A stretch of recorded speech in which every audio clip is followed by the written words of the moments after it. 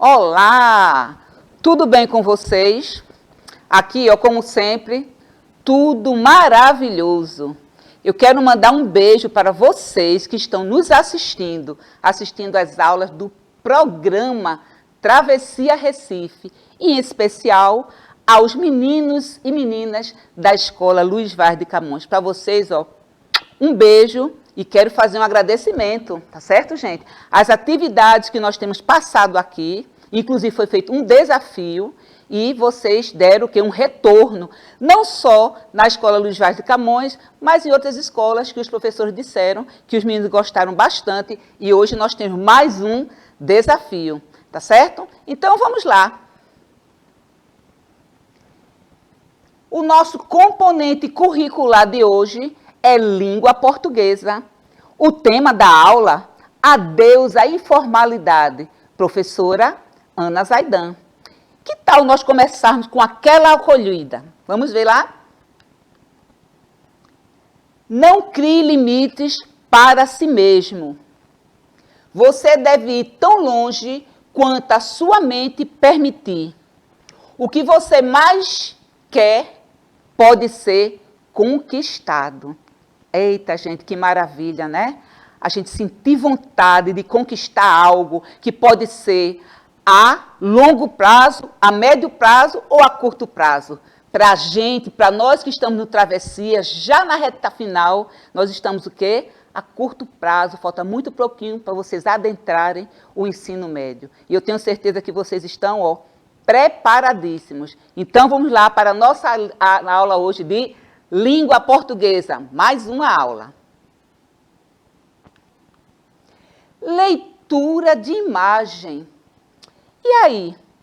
O que é que vocês estão vendo aqui? Tem a palavra, né? Tem um cartãozinho com o nome CPF. Vocês sabem para que é que serve o CPF? Vocês sabem que documento é esse? Então, ele vai fazer parte da nossa aula de hoje. Fiquem todos ligados. Objetivos.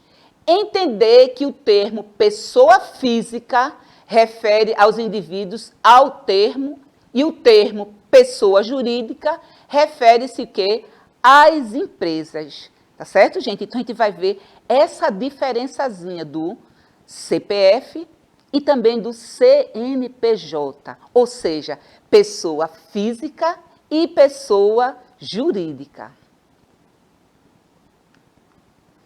Outros objetivos: aprender os vários sentidos da palavra alucinante.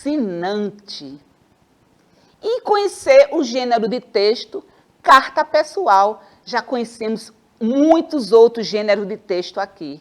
E hoje nós vamos conhecer o gênero de texto carta pessoal. Que bacana, né, gente? Problematização. Quando o uso do CPF se faz necessário? Vocês sabem? A primeira é a problematização. Vamos agora para a segunda. Qual a diferença entre uma pessoa física e uma pessoa jurídica? Eu já dei umas dicasinhas para vocês de início. O que é o gênero carta pessoal? Que gênero é esse? E você sabe escrever uma carta? Será que sabe? Nós vamos ver isso e muito mais nessa aula que está iniciando agora o conteúdo. Então, gente, o que é pessoa física? Todas as pessoas são consideradas pessoas físicas desde o nascimento, né? Desde que a pessoa, o pai, vai até o cartório e faz o quê? A certidão de nascimento. O filho nasce, ele escolhe o nome, então, o primeiro documento de uma pessoa, não é? Então, desde o nascimento, então, mesmo quem não tenha CPF. Gente, o CPF, ele é tão importante que mesmo a pessoa não precisa ter certa idade, que há um tempo atrás a pessoa precisava ter uma idadezinha maior para poder tirar um CPF. Hoje em dia, não. Qualquer pessoa pode tirar um CPF. O que é o CPF? É o cadastro de pessoa física. Quem é? Quem é que pode tirar um CPF? Todo ser humano. pode tirar o CPF. Qual o principal registro? O cadastro de pessoas físicas, que é o CPF, e a certidão de nascimento, que eu acabei de falar para vocês. Então, isso aí é o principal registro para uma pessoa, não é? Que é o CPF e a certidão de nascimento. Então, a partir daquele momento que a pessoa recebe a certidão de nascimento, né, a pessoa tem seu nome e se torna o quê? Uma pessoa importante, né? Um cidadão. Quais são os direitos? Votar, ser eleito para cargos políticos, direito a um nome, proteção e privacidade, tá? Então, esses documentos que nós vimos agora, tanto a certidão de nascimento como o CPF, dá esses direitos aqui. Vamos para o próximo.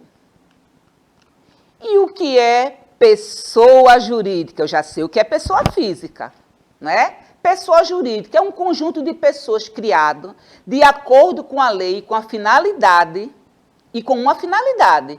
Deve ser registrado por um órgão competente, né? E qual é o órgão competente que vai fazer com que a pessoa seja registrada como uma pessoa jurídica? Vamos ver. Quem é? Empresas, países, estados, municípios, fundações, associações, igrejas, partidos políticos, entre outros. Então, isso aí é pessoa jurídica, ou seja, o CNPJ, Cadastro Nacional de Pessoa Jurídica. Ora, eu já tenho meu CPF, eu sei que meu CPF me dá direito a quê? Me dá direito eu abrir uma conta, não é? Bancária, me dá direito de eu fazer compras a crédito. Já o CNPJ, que é o Cadastro Nacional de Pessoa Jurídica, me dá direito o quê? Abrir uma empresa. Tá certo? Então, essa é a diferença. Outra coisa, quando a gente tira o nosso CPF, a gente tem que ter muito cuidado. Porque se a gente pode, não é, abrir uma conta bancária e se a gente pode também comprar a crédito, a gente tem que ter cuidado com pessoas inescrupulosas, né? Inescrupulosas, quase que não sai. Então, a gente tem que ter cuidado para que o nosso CPF ele não caia em mão de pessoas, né, que estão querendo fazer errado, comprar no nosso nome, nos prejudicarem, tá certo? Qual é o principal registro do CNPJ? Que é o Cadastro Nacional de Pessoa Física, que eu já expliquei para vocês.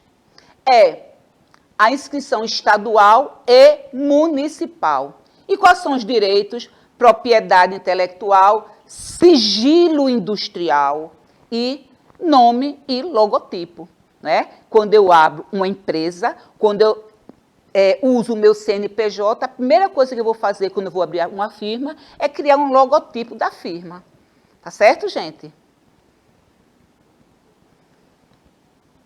Agora, nós vamos conversar um pouquinho sobre os sentidos da palavra alucinante, né? E como é que a gente pode, quando a gente vai fazer um texto, como é que a gente pode utilizar essa palavra? Vamos ver? Primeiro, alucinante, que causa impacto, impactante, assombroso, surpreendente, tocante, chocante, não é? Impressionante, perturbador, desconcertante e marcante. Esse é o primeiro. 2, que atordoa, estonteante, atordoante, né? Enlouquecedor, desvairador, atordoador, entonteador e entontecedor. Já vimos dois sentidos da palavra alucinante. Vocês querem saber do terceiro? Tenho certeza que sim, vamos lá. Que causa arrebatamento emocional. Vertiginoso, desvairado, desenfreado, veemente, arrebatador, empolgante, extasiante, trepidante e galopante, né? Então, nós aí descobrimos, juntinhos, como é que a gente pode usar essa palavra alucinante, os 3 sentidos da palavra alucinante. Vamos para o próximo slide. Agora, que eu perguntei a vocês no início da aula, né? Se vocês sabiam que gênero de texto é esse? Carta pessoal. Que coisa maravilhosa. Hoje em dia a gente usa tanta internet, né? Com mensagem para cá, mensagem para lá, WhatsApp, Instagram, Facebook, que às vezes a gente deixa um pouquinho de lado a carta pessoal. Mas que é tão bacana, né? A gente receber pelo correio, que eu acho que faz muito tempo que alguém recebeu uma carta pelo correio. A gente recebe sempre o quê? Carta de plano de saúde, de banco, né? E etc. Mas uma carta pessoal, vamos ver aqui. Vamos ler juntos?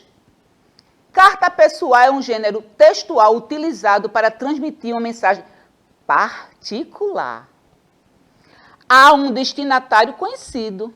Ela se define por seu caráter íntimo entre os interlocutores, de modo que o conteúdo e a forma se moldam a depender das características da relação, tá? Então, a carta pessoal, ela é escrita para pessoas que a gente tem uma intimidade muito grande, né? Então, quando nós estamos longe, nós escrevemos aquela carta, né? Tem que datar ela direitinho. Daqui a pouco vocês vão ver direitinho. Vai ter que datar direitinho.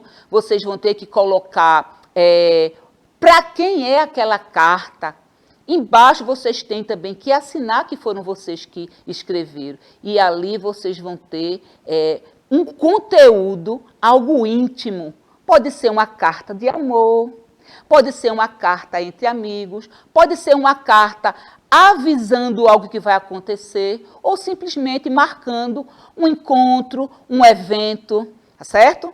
Vamos lá. Quais as características do gênero textual carta? Vamos ler juntos? As características desse tipo de gênero textual são simples, ou seja, não possui muitas regras, mas há uma estrutura a ser seguida. O assunto é livre, geralmente de ordem íntima, sentimental.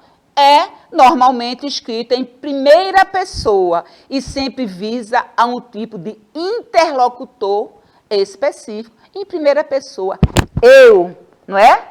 A gente viu isso aí a semana passada sobre narração. Narração em primeira pessoa e em terceira pessoa. E a carta, ela é narrada o quê? Em primeira pessoa. A gente escreve para um amigo, né? Sempre em primeira pessoa. Vamos ver mais. Quais são os elementos que compõem uma carta? Falei para vocês ainda agora, quando a gente inicia uma carta, quais são os elementos? Data completa, local, dia, mês e ano. Identificação dos interlocutores, não é? Eu escrevi, para quem que foi que eu escrevi aquela carta? Relato de um ou mais fatos relacionados a uma ou mais situações. Despedida. Uso de expressões como beijos, beijos com carinho, até breve, né? E indicação do autor. Se eu terminei, beijos, beijos carinhosos. Aí embaixo eu coloco Ana Zaidan, coloco o meu nome, né? E o texto sempre na primeira pessoa, a gente não pode esquecer. Os elementos também que compõem uma carta. Vamos ver o restante. O uso de marcadores de tempo como ontem, hoje, amanhã, mês que vem. Vocabulário que expressa sensações, sentimentos como conquista, alegria, tristeza, saudade, por meio de adjetivos e advérbios, entre outros. Linguagem informal marcada pela intimidade entre os interlocutores. A gente conversou muito sobre a linguagem informal na outra aula. Remetente e destinatário. Aí a gente vê o envelope de uma carta, né? Que são as formas de endereçamento utilizadas para enviar as correspondências pelo correio. E depois de vocês estarem vendo e tudo isso aqui, olha só que bacana, Que tal um desafio? Eita, que a Ana Zaidan gosta muito de desafio. Sim, gosto sim. Escreva uma carta para um amigo ou amiga que você goste muito. Coloque no correio. Não esqueça de colocar o remetente, o destinatário, o endereço, o CEP. Capriche. Coloque em prática tudo que você aprendeu hoje. E para fechar aqui a nossa aula, para refletir. O mundo fica mais bonito quando a gente carrega coisas boas no peito, né? Que pena, né, gente? Nossa aula terminou. Um beijo e até a próxima.